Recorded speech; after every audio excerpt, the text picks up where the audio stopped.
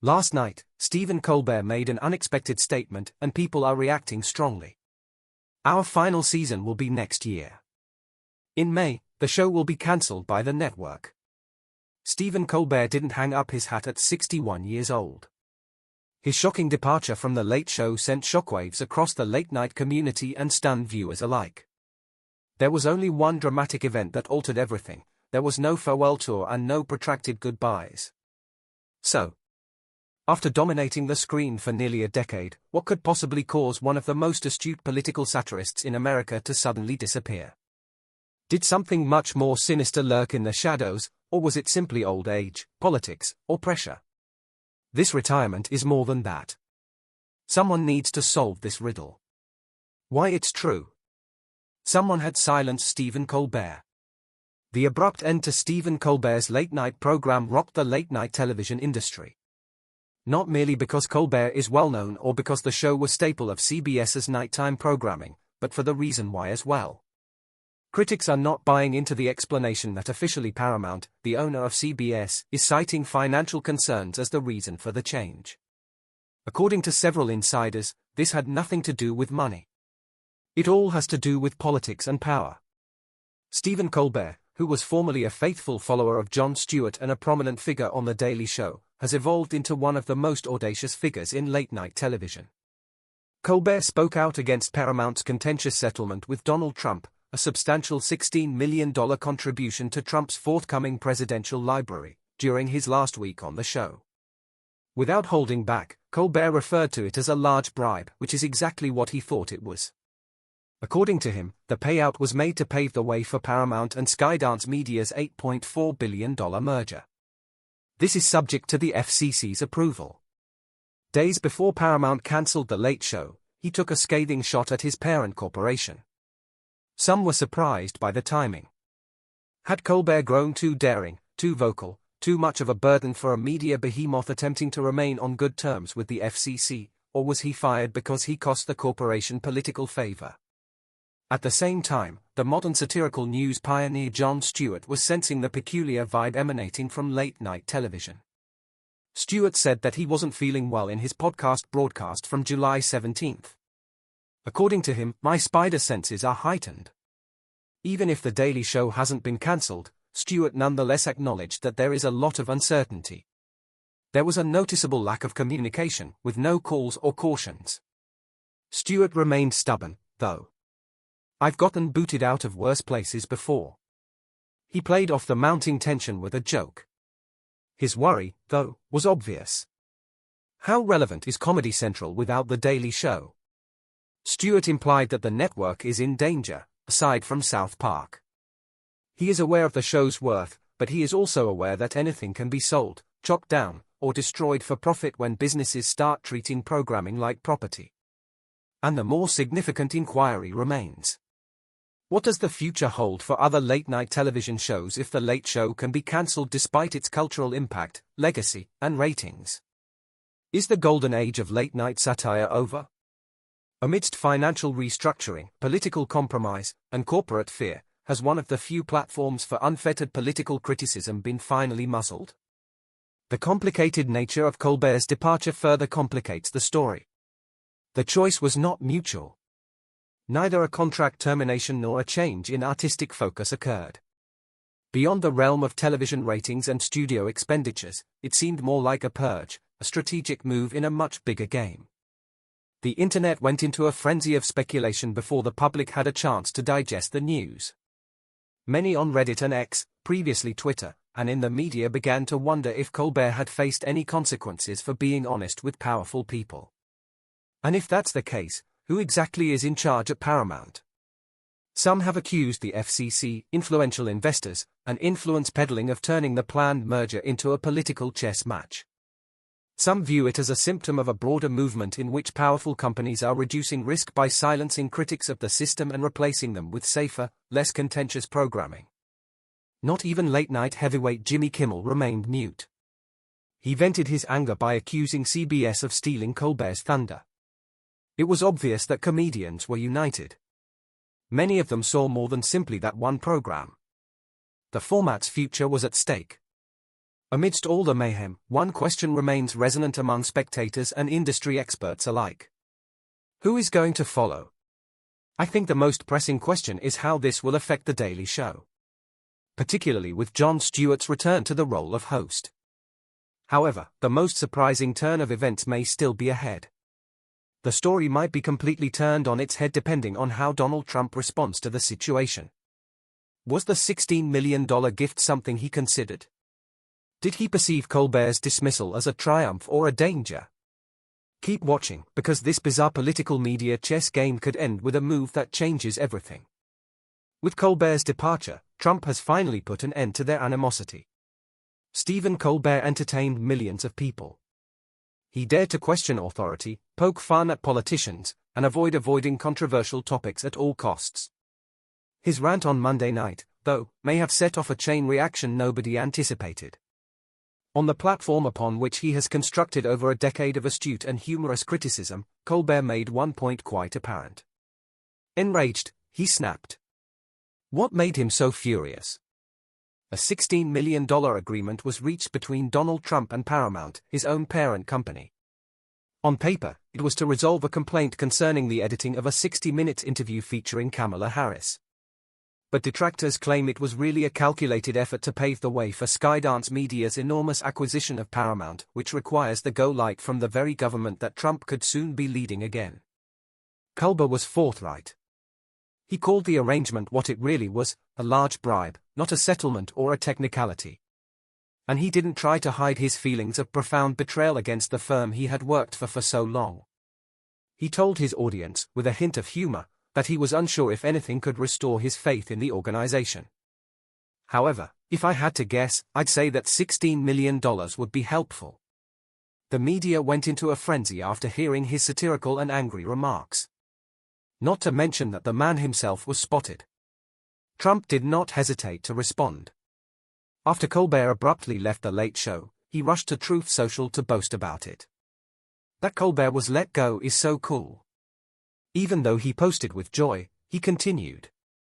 He went on to criticize other late-night shows, making fun of ABC's Jimmy Kimmel, the present lineup on NBC, and even Fox's Greg Gutfeld, whom he lauded as being better than everyone else.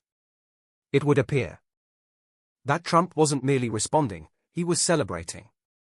Now we come to the irony. In a way, Trump had molded Colbert's entire career.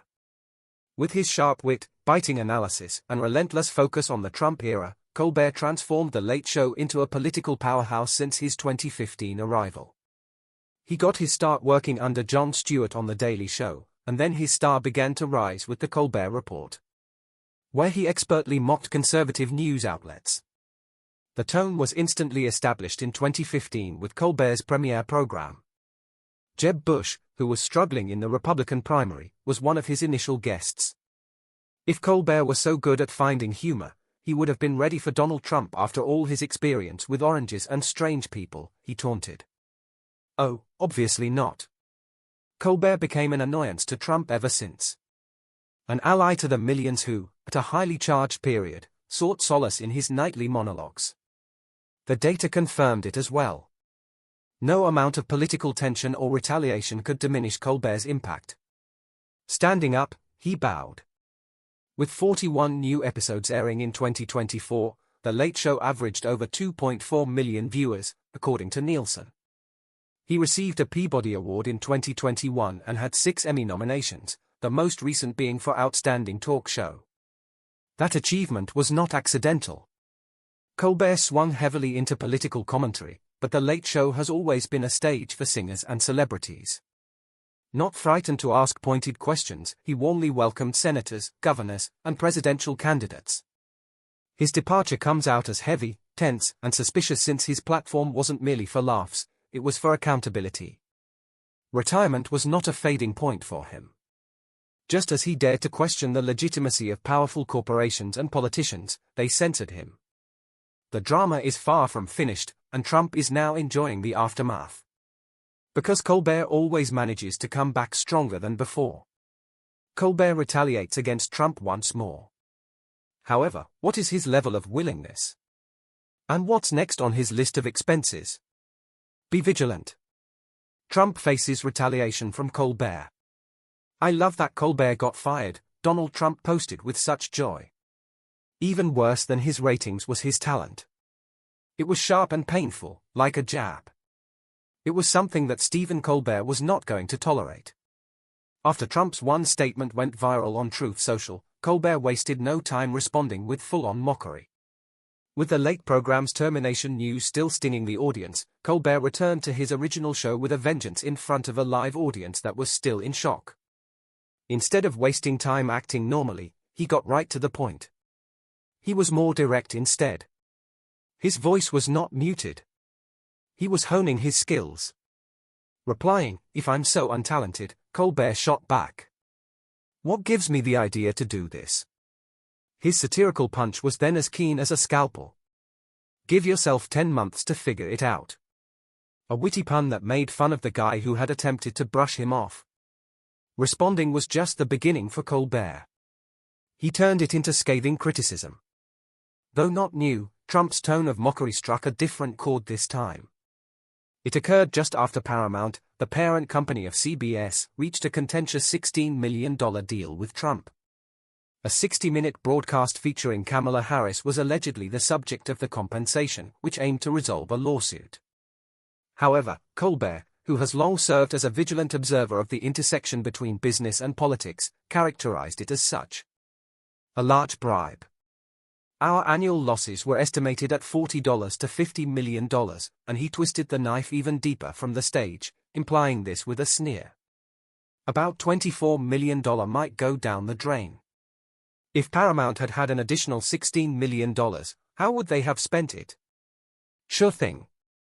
Even if the audience chuckled, the message was very serious.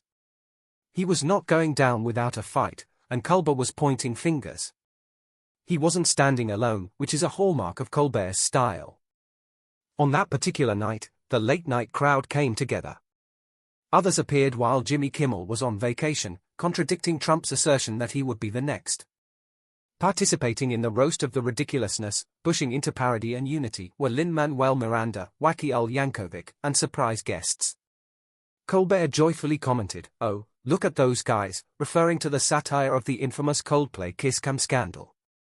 "I thought they were having so much fun." He was living in the ridiculous while making fun of it. But the more important question lingered. For what reasons was the Late Show actually scrapped? CBS insisted it had nothing to do with religion. Reports from unnamed sources indicated that the program was reportedly losing as much as $50 million each year. Still, not everyone watching was persuaded, even Colbert. It felt like the stars had aligned too perfectly: the timing, the payment, the lack of reaction from executives. Even though CBS tried to make Colbert's departure announcement more bearable by praising and complimenting him, he remained indignant. His eyebrow arched as he told the audience they had committed a single error. "I was left alive, and the crowd went wild." It was more than a jest, it was a warning and an indication that he was far from finished. Not even the most seasoned TV journalists could have predicted this. A journalist with 20 years of experience in the field described it as one of the biggest surprises in my 20 years covering television, yet their beliefs differ.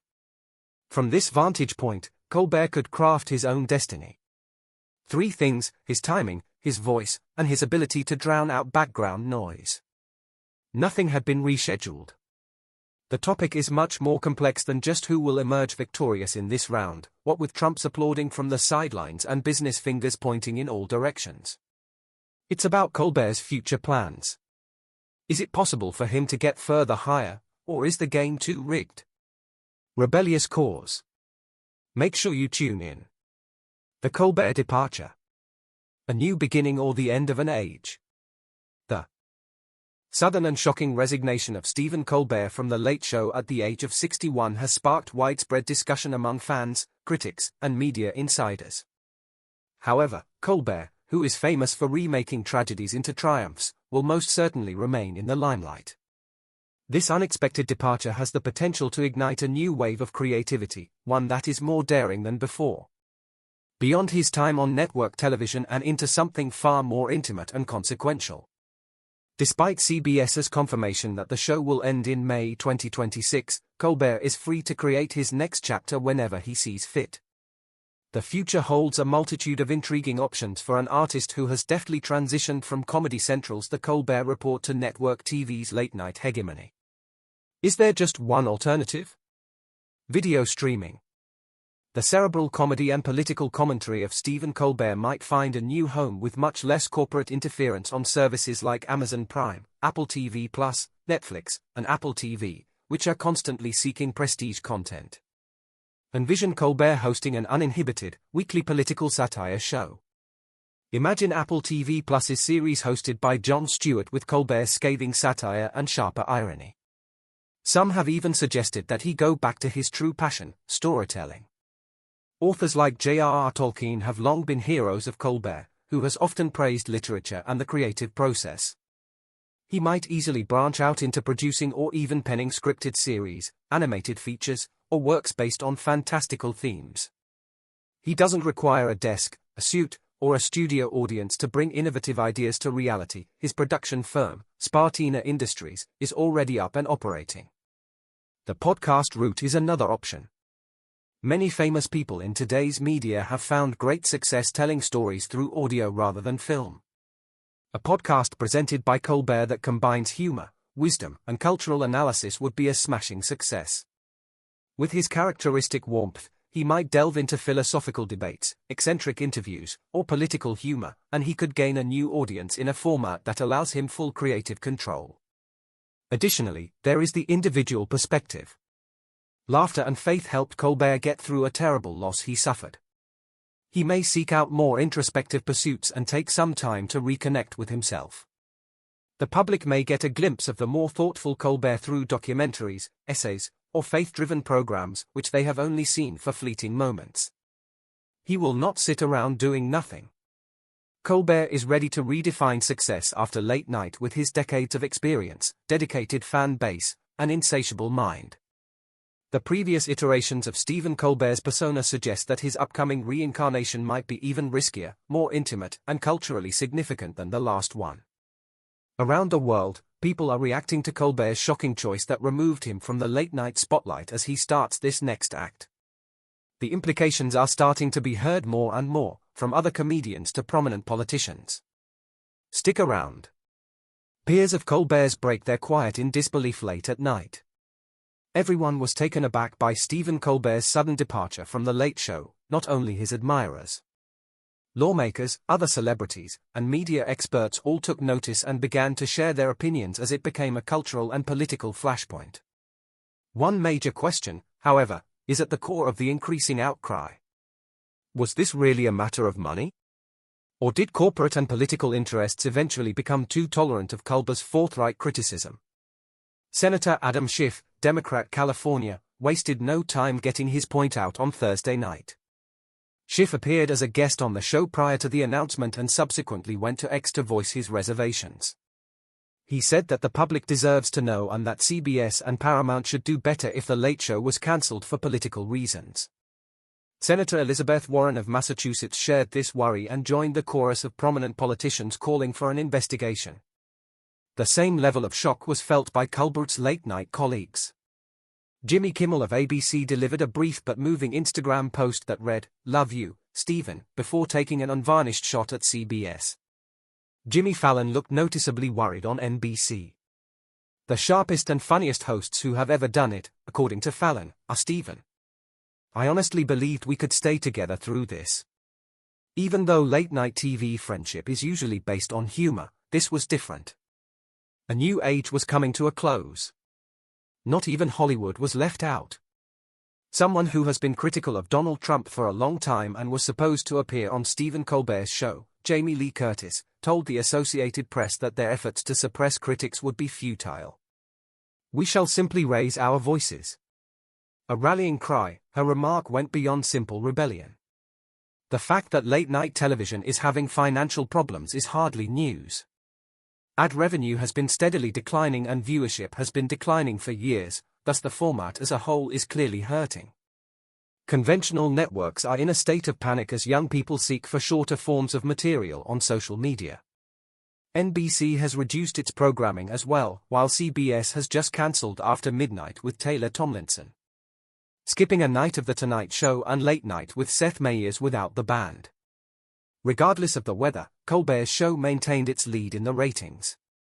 That is precisely why a lot of people find the cancellation strange. Bill Carter, the Late Shift's famed author and media specialist, claims that something is up with the figures. The timing of the Paramount-Skydance merger, Colbert's attacks on the $16 million settlement, and his unrelenting criticism of Trump, all of it matters, he cautioned. If CBS believes people are just going to swallow this, they are really deluded. Andy Cohen, a former CBS employee and current dominant force in cable news late-night programming, agreed. Has been a tragic day for CBS, he stated. The lights have been turned off following the news. No one paying attention missed the symbolic image of a network ignoring a strong nighttime voice. Worry was raised by more than just onlookers. X was the platform where Senator Bernie Sanders dropped the ball. Stephen Colbert, the most-watched late-night host and a remarkable talent, condemns the transaction. He is let go a few days later. Is it just a coincidence, in my opinion?